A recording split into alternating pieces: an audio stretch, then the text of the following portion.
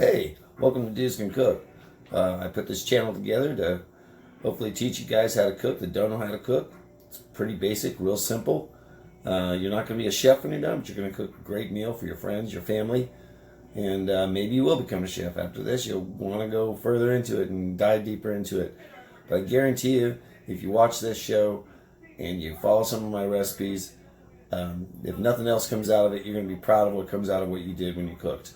Alright, so if you enjoy what you see, please leave some good comments there, subscribe to my channel, and recommend me to other people. That'd be great, and hopefully you get something great out of it. Alright.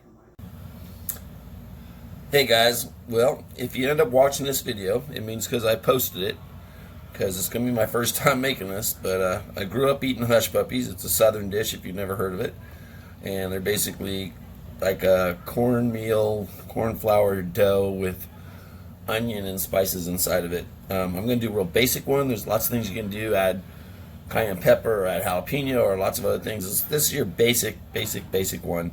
So hope you guys enjoy it, and I hope this turns out good. So first I've got a cup of cornmeal, just regular old cornmeal right out of the bag or box. I've got a half a cup of regular all-purpose flour, and I've got a tablespoon of sugar. Now, first thing I want to do is get kind of that incorporated a little bit. Actually, I could have added the rest of my dry ingredients, which is what I'm going to do right now. So in here, I got a tablespoon of garlic powder. I have 2 teaspoons of kosher salt and a teaspoon of baking powder. And we want that as well too, so dump that in there. And now I've got all my dry ingredients in here, except for I'll probably add a little bit of pepper, which I should do right now as well.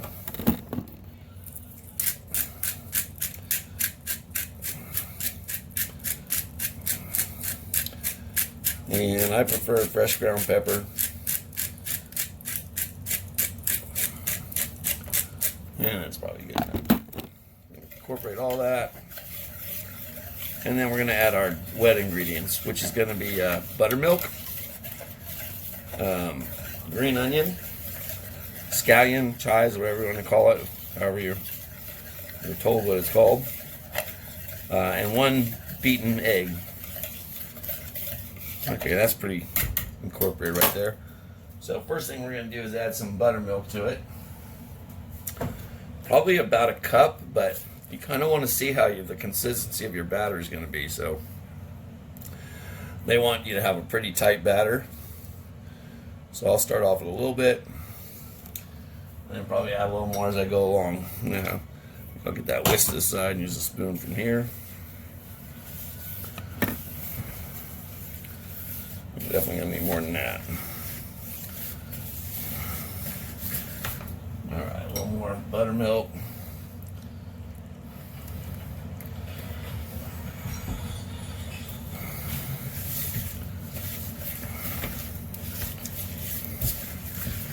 Get that there, that's a little better. Now it's starting to feel like a dough, because they say you want a really tight dough. So it looks like I've got kind of the consistency that I want now. So I'm going to go ahead and add my egg.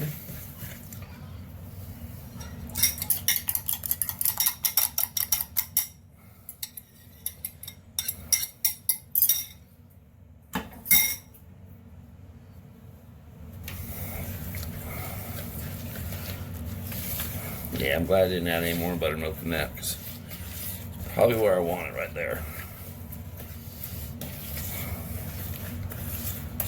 And then the last thing I'm going to add is my green onion.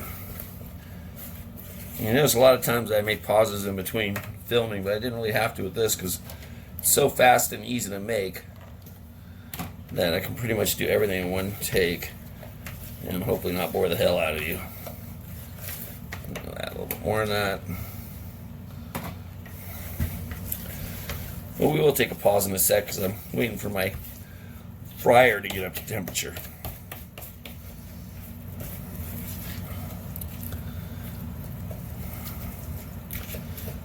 Now, maybe a little less buttermilk next time. But I think I'm still going to turn out okay, so I'm going to let that sit for a minute while my fryer gets up to temperature, and we'll be back. So I've been letting these cook in here for about 2-3 minutes aside. You just want to kind of push them over once you get one side done if it hasn't spun on its own. And that's about how you want it. So pull them out like that. So far, they're looking pretty good.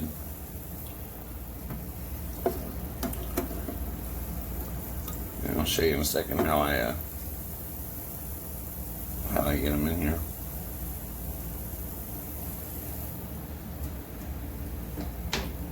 Alright, so I'm basically taking, because I should use like a melon scooper, but I don't have one, so I'm going to go buy one now because I know there's a bunch of uses I can do for it. But I'm just taking like my tablespoon that I got, scooping it in like that. Then this wooden spoon that's in here, I'll kind of push it out real close to the oil inside my fryer. And then I'll do about 6 or 7 of those at a time. Don't do much more than that because, actually no more than about 6. Especially on the size of the fryer, like mine's.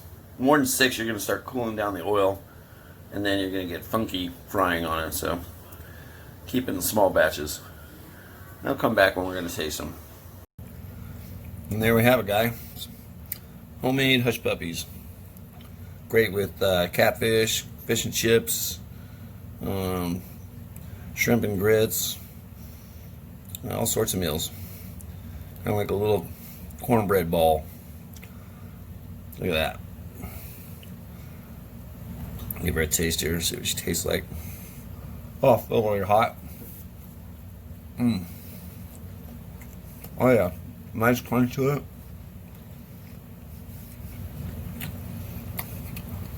That's a good hush puppy. I did add a little more cornmeal to this because it was too cakey at first, and I grew up with the little, I guess, a denser one. So you can keep it cakey if you want, or add a little more cornmeal and get it to like this. I like that consistency there. See you next time when Jesus Can Cook. Hush puppies, man.